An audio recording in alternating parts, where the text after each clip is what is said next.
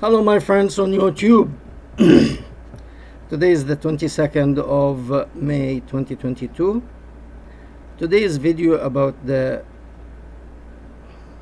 lady the journalist who was killed in the conflict in Israel between the Palestinian and the Israeli. Her name is Shireen Abu Akleh.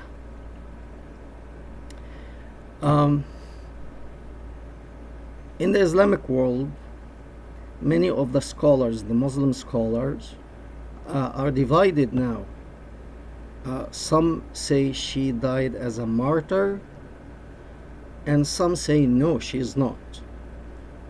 And I'm going to put that in the description box. That is from the Quran, Quran 9:113. And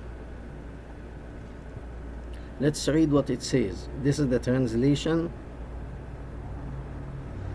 Okay. It is not proper.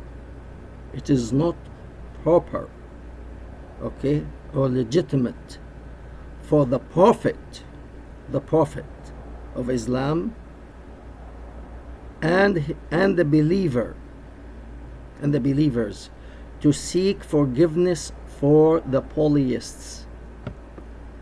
So it's not proper, it's not right, not for me, but for the Prophet. It's not for you, but for the Prophet of Islam, to seek forgiveness for those who don't believe in Islam, because they are going to hell. It is very clear.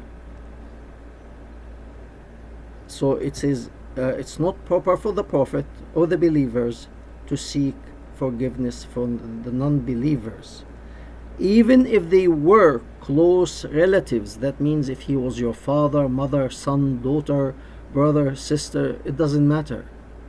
They are going to hell. So don't ask for forgiveness for these people,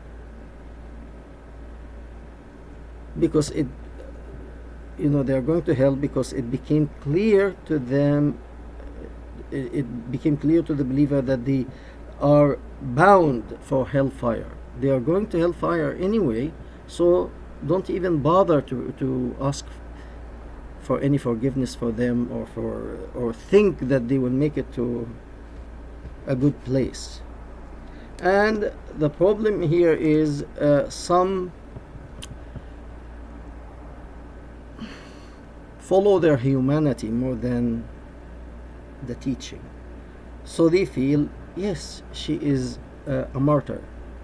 However, those who follow the letters of the teaching, it's very clear. No, she is not. She's a person who got killed. That's it.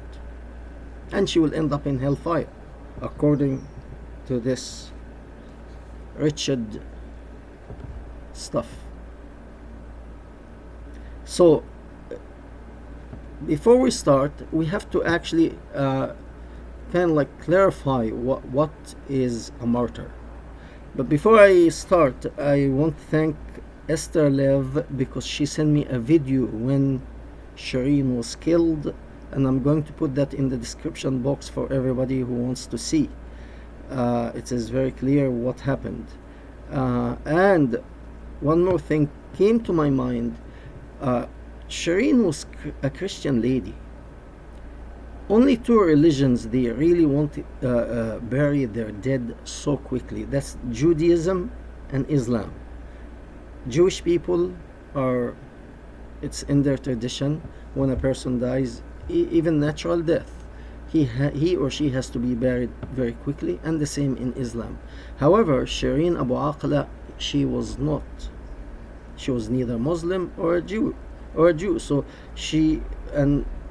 we know that when a head of a state or an important person die in any Western country who is not a Muslim or a Jew, if he's a Buddhist, Hindu, or any other or Christian, they wait until the dignitary come and they pay respect to that person. However, in the case of Shireen Abu Akleh, the Palestinian Authority wanted her to go underground so quickly. And that raises up many questions. Why? That's not the Christian tradition, and she was Christian. Why did you push for her quick, fast burial? Why you didn't investigate? Why you didn't wait? These are legitimate questions that we have to ask. Okay? So here, also, one person, he asked me this question before, and I answered right away, but it seems to be like he didn't listen to my answer. His name is Sefsaj. I hope I'm pronouncing your name correctly, but it's Sefsg. He's asking about my opinion of a person, a Muslim clerk. His name is Fa Hassan al-Malik, and I gave my answer, but it seems to be you missed it. However, I'm going to tell you, because he is one of the people taking one side now. I didn't actually listen to him, but I can tell you that he will call Shireen Abu Akleh a martyr. Now, Muslim clerks are divided. Some say, no, according to Islam, she's not. She's not a martyr. And some, they won't follow their conscience, and they want to grant her that title, that she was killed as a martyr. Okay, so we're going to, before we decide, I'm not going to decide anything, but each person decides for himself or herself whether Shireen Abu Akleh was a martyr or not. First, we have to actually understand what is a martyr. A martyr is a person who dies for a higher purpose than his or herself. For example, if a person goes out to the grocery store to buy some food and he gets killed by a car on the sidewalk, we don't say he or she was a martyr. He was killed or she was killed. It's an accident, and life goes on. However, until probably 1 week before the collapse of Berlin Wall between East and West Germany, 1989, I believe, 1 week before that coming down of this wall, people were killed trying to run away from the communist system, from the Soviet Union system, to West Germany, escaping to freedom, and they got shot. So you can call that person a person who died for the sake of freedom, but it's on the individual level, for himself or herself. Died on the he is a martyr or she is a martyr on the individual level, seeking what's higher, which is freedom. Nobody wants to be captive. That's on the individual level. Let's say I am one of the Yazidi people in Iraq when the ISIS came with the garbage that they been programmed with. They want to kill me, and they want to take my wife and my daughters as sex slaves, and that's what they did for 1400 years. And I don't believe in that, and I stood to them, and I fought. I killed one, I killed the second, and I got killed after that. Then I am actually a martyr, because I'm dying for a higher purpose, a higher level. I'm dying to protect my family. So I die on the family level as a martyr on the family level. There are people who sacrifice themselves for the sake of the nation. These are the patriots. They die for the sake of their country. You can put Gandhi is one of these people. He wanted India to be free, and he knew that he could be killed. Martin Luther King, you can put him in the same level. He died, he himself, he said, my days are numbered. But he stood up for the cause that people should be equal and should be free. That is on the national level, martyr on the national level, who dies for the sake of the country, his country. And then you have people who died for the sake of the world, and these are very few, and that carries all these three different levels of dying is actually, it may not carry any religious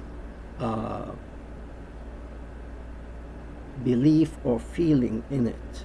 You could be agnostic, you could be atheist, and you could believe that this person died as a martyr for the sake of his family, for the sake of his freedom, for the sake of his nation. And there no religious attachment to that. However, when you die for the sake of the world, you become a saint. And saint normally is associated with some religious belief. You become a saint or higher.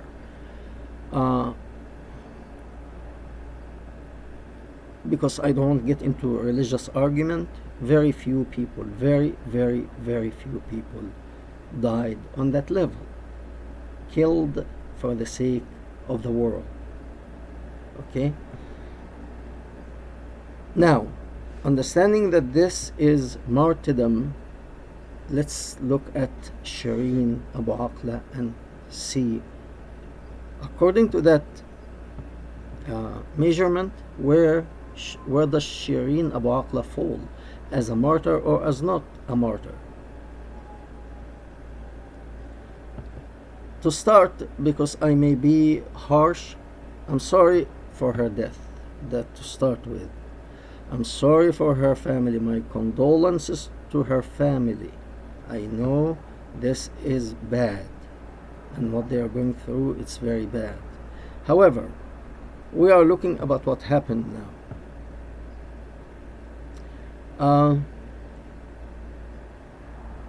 Did Shireen Abu Akleh fight?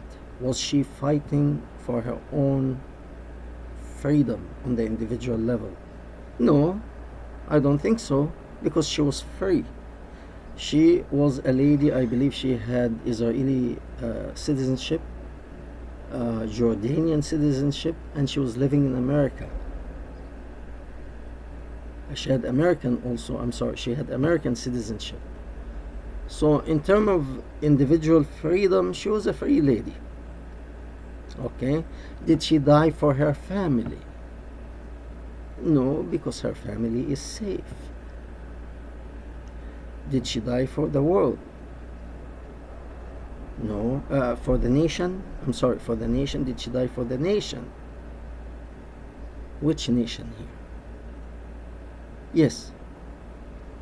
From Shireen's, in her mind, in her heart, from her own point of view, I believe, I could be wrong, but I believe she thought she is dying. If she dies in a conflict, because she covered few conflicts, she's dying for the sake of the nation. The question is, which nation? Which nation? Where was Shireen Abu Akleh working? She was working for Al Jazeera. What is Al Jazeera? Al Jazeera is a TV propaganda station directed and managed by the Muslim Brotherhood. Who are the Muslim Brotherhood? Is one Islamic group believes if you are not a Muslim, you are going to hell, and if you are a Christian, if you are a Christian or Jew, then you will be treated as a second-class citizen. Number one. Number two, you pay jizya while you are humiliated. That's not just pay jizya, jizya, like okay, here what I owe, the amount of money you are putting on me so that I don't get killed here, $10,000 or what have you. No, you have to go yourself. You can't send a check. No, you go yourself and you have the money either in a form of a check or cash or what, gold or what have you, and you have to be standing in a humiliating way, and your hand has to be lower than the guy who's collecting the jizya. He will be standing above you in a subjective position, and you are in objective, humble position, and he could spit at your face after he takes the jizya. That was common practice. He could slap you on the face. He can kick your rear end as you are leaving. Okay? Because you ought to be humiliated. Okay? Because you don't follow that teaching. The Muslim Brotherhood in who are guiding this newspaper, the news channel Al Jazeera in Qatar, they have that belief. And what is their ultimate objective? Is to take all over the world, to control the world. And it's either you all follow their teaching or all get killed. Unless if you are a Jew or a Christian, then you will be humiliated, living as a second-class citizen, and you pay tribute, you pay jizya. But the Buddhists, the Hindus, the non-believer, the atheists, these kill, chop their heads off. Okay? He was merciful. He gave a little bit of a break to the Jews and the Christian. So you will be living as a slave, humiliated. Really? So I'm sorry if there are other people, Christian or Jews, working for Al Jazeera. Please listen to that. What are you fighting for? The ultimate objective is not freedom. Al Jazeera is not seeking freedom for all of mankind. Al Jazeera is seeking control of the world according to the teaching that came to us 1400 years ago. And now the world is divided. The Islamic world, those who want to follow the traditional teaching, and it says clearly she's not a martyr and she's in eternal hellfire, and those who feel ashamed, like the preacher who is called Farah Hassan al-Malik, they are trying to beautify the teaching.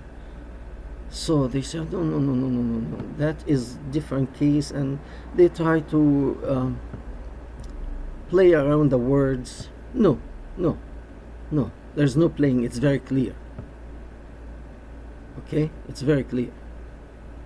So what were you, this is my question to those who work in Al Jazeera, even if you are somehow were born in that idiotic teaching. What are you standing for? What is Al Jazeera fighting for? The ultimate goal is the control of humanity under this teaching. Under this teaching. Is that a good teaching? That teaching that came to us 1400 years ago, dividing people. You're dhimmi and you are holy and going to heaven.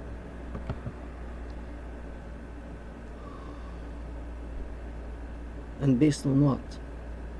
Based on what you divide people like that? I don't want to be a womanizer. I don't follow this teaching. I don't want take other people's money and call it looting or anfal. and fail. Huh? It's another, the booties. Kill the man, steal his money, take his wife and his daughters, use them for sex, and at the end also I go to heaven and get 72 virgin. Life of sex on earth and life of sex in the after death. Who has even half brain in his head wants to follow that? I'm sorry for Shireen Abu Akleh that she worked for Al Jazeera. You are a journalist, and you are a seasoned journalist. Why you didn't work for a better newspaper or news channel? I'm sorry. Somebody who is seeking the freedom of humanity. Then it's very clear. You are really a martyr if you die to bring the truth to the world. You die on the worldwide level. You are a saint. But you are working for Al Jazeera. What was your objective? Have you thought of that? I'm sorry. Once again, my condolences to her family and to the people who worked with her, but please reconsider. Thank you very much. We hope to hear from you.